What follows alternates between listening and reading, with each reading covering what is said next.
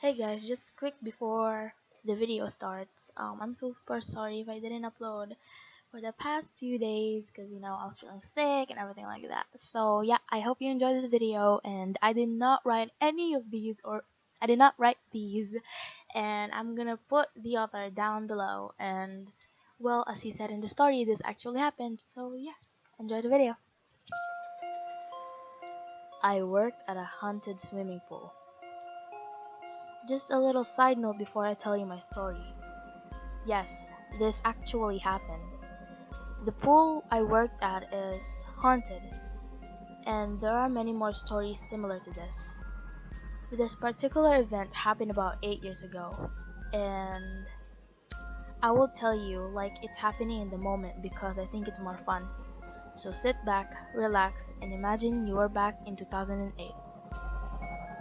I have been working as a lifeguard at the local swimming pool for a few years now. Well, calling it just the local swimming pool doesn't do it justice. This place is like the Walmart supercenter of swimming pools. We are the largest facility in the city, and we have a total of 3 pools.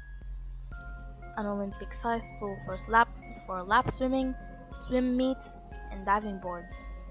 An outside pool with 2 water slides, and an indoor pool with 1 slide. I am a head guard, so basically run that shindig.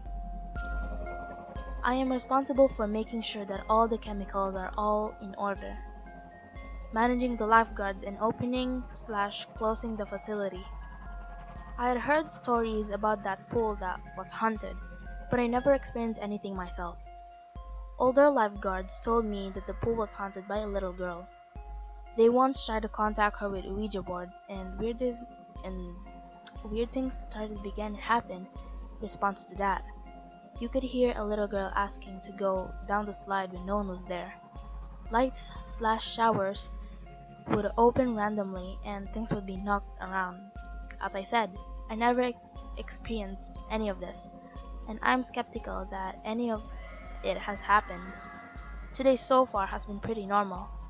The only interesting that had really happened was with one of my co-workers, named Abby. She is also a head guard, but today she is only working as a lifeguard. She told me about a nightmare that she had.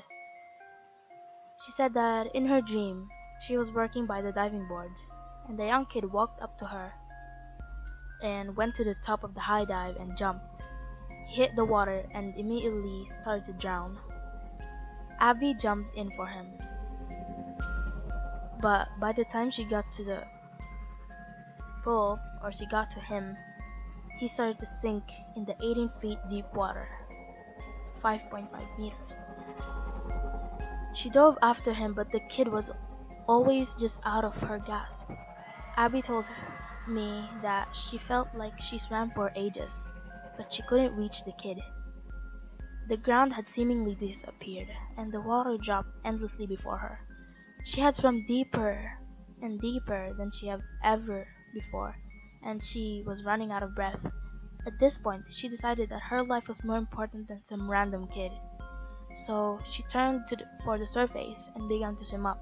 As she was swimming, she felt a cold hand grab onto her leg and pull her down. Abby's dream was definitely scary, but not to me. It was a nightmare. That's all. At least. That's what I was originally thinking. Abby was on stand by the diving boards halfway through the shift when a kid went onto the high dive, jumped into the water, and started to drown. She jumped in and successfully saved him, but she was visibly shaken.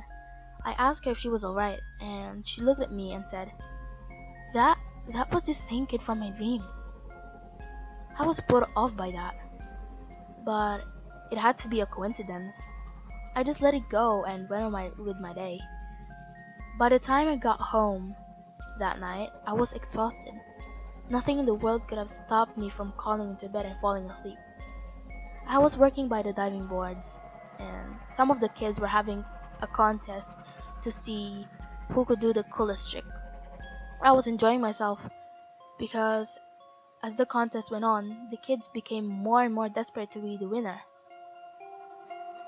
They started to do tricks that they have never tried before.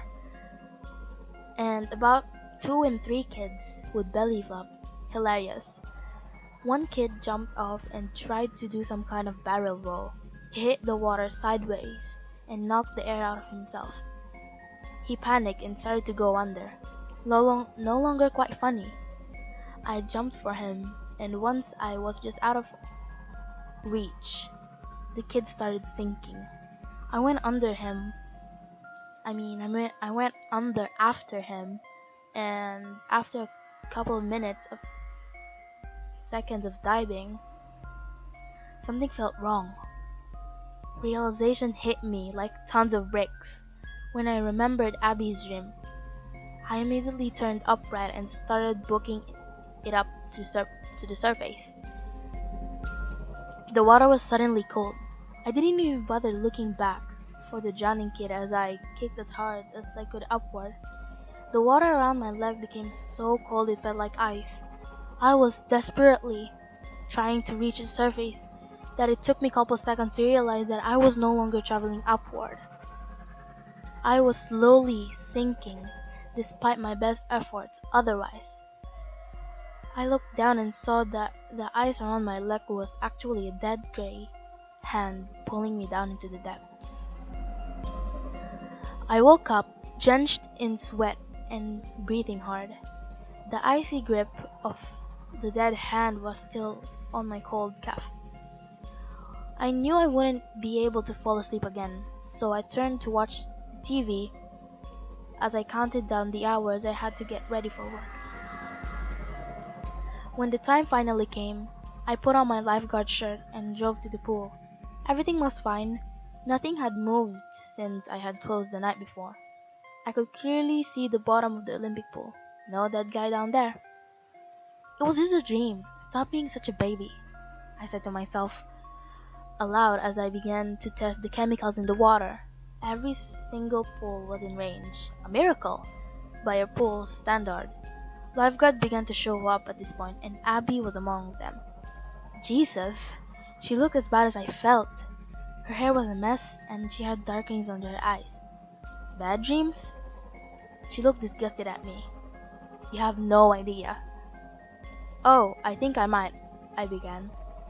I had the same dream as you did, being pulled down to the Olympic pool. Why did you have to put that in my head? If she was shocked when she heard that we had the same dream, she didn't show it. She just looked at me and said, "You don't know the definition of a bad dream." Wait a second. Now I'm confused. How could she say that when she was complaining about the dream yesterday?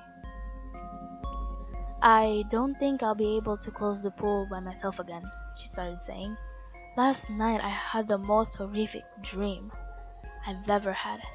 I was head guarding, and it was already past closing time when the lifeguards had finished their chores to their best of abilities, so I sent them home.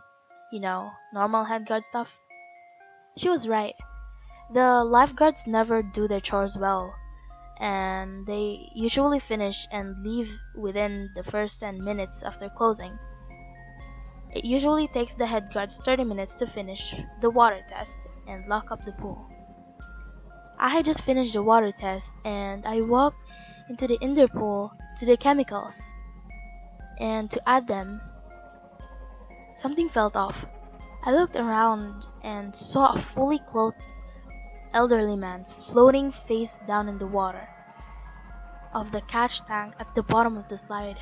I didn't bother pulling him out or trying to rescue him because it had been at least 20 minutes since the pool was closed, as just long as since everyone had last seen the water. The guy was dead. I called 911 and patiently waited for them to arrive.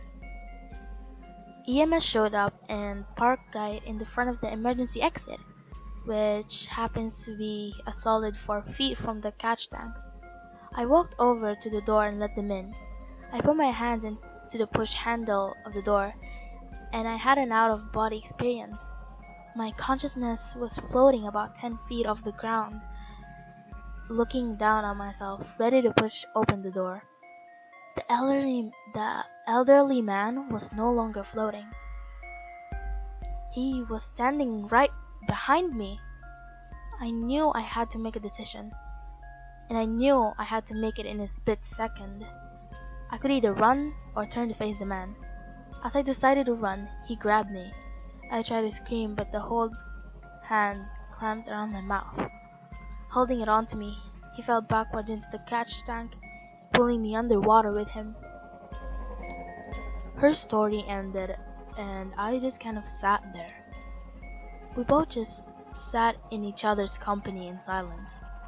Finally, Abby broke the silence. Terrifying, right? I honestly don't think I'm going to be able to close tonight. Well, I'm glad it's not me, she said, smiling. You enjoy yourself. I don't think I will. Time on went slowly. Nothing out of the ordinary happened that day. One family was livid that we kicked out their son for wearing basketball shorts. But what else new? I could only concentrate on what was going to happen later that night. Was something similar going to happen tonight? Like that one boy drowned yesterday? I didn't want to find out, but the time kept getting closer. Eventually the time came. I couldn't stop it. The pool closed. The lifeguards did their chores and the lifeguards left. I was doing water tests as the quiet night closed in around me. The indoor pool needed to have a bag of bicarb at it. Great, just like in the dream. I grabbed the bag and walked into the pool. Something felt wrong. It just felt like I was being watched. I avoided looking at the cash tank, and as best I could, but I had to see. When my eyes found the catch tank, relief flooded my system. There was nobody in the pool, neither in the catch tank. I finished pouring chemicals, but no longer I was in there. The more uneasy I felt. I left the pool, grabbed my things, and headed for the alarm system. My thumbs found the keys. But something was wrong. The light wasn't green. Somewhere out there in the dark facility, a door was open, preventing me from arming the system. I put my things down and went out, searching for the source of my pain. I had a feeling I knew that what was going to happen, but I prayed it wouldn't be the case. I was right. The emergency exit door in the indoor pool was open. I slowly walked over, my head on my swivel, and nothing was going to grab me from behind. The open doors loomed before me, and I pulled them shut without even looking at them. There was no one in sight, no bodies, no ghost. I was probably just scaring myself for nothing. Clang! I nearly jumped out of my shoes. It sounded like a large piece of metal fell down in the Olympic pool. I looked over to the entrance, but only saw darkness. Should I go investigate the noise, or should I just hightail the heck out of there? The two questions were battling in my mind. I should probably just go back and check it out, right? I'm responsible for the pool, and I can't lose this job. Took a step forward and saw the shadow of a man move across the entrance of the Olympic pool. I hightailed the fuck out of there. Good decision. I practically sprinted into the office and grabbed my bag. Green light. Good shit. I armed the system and sprinted outside. I refused to look back into the pool through the wall-sized windows to my right. My car was only one in the parking lot. I guess I forgot to lock it because I was able to open the door before I got my keys fully open and put it in the... I shoved them into the ignition and twisted it. Nothing. Come on, you piece of shit of car! I twisted the ignition again. Nothing. I looked up frantically, looking for any better option. I froze. Right behind the emergency exit, in the front of the catch tank, stood the silhouette of a man facing me. The temperature in the car dropped 10 degrees instantly. I tried the ignition one last time, and the car turned on. I jammed it in reverse and floored in all the way home. No matter how much I turned up the heater in my car, the temperature was ice cold. The light on my porch was like a lighthouse to a lost sailor. I was finally safe from the nightmare that had been today. My family was already asleep, and as I entered the darkness of my house, they had all early jobs and were usually asleep by the time I got home anyway. Nothing new. I quietly walked up the stairs and going to my bedroom. The motion detecting air freshener outside my room puffed at me was when I was walking by, making the area smell like flowers. I dropped my things off my room and went to the bathroom. My room and the bathroom are the only room upstairs, and there's no need to come up to the stairs if you're not me. There's another two bathrooms downstairs, so you can imagine my shock when I heard footsteps coming up the stairs. I originally thought they were my dad's, but I couldn't tell they weren't. I was scared. It was as if someone was stomping up the stairs. The footsteps got to the top of the stairs and started stomping down the hallway. The footsteps paused slightly at what I guess was the doorway to my room. Before continuing down the hallway toward the bathroom, the air freshener squirted its juices as the footsteps closed into my location.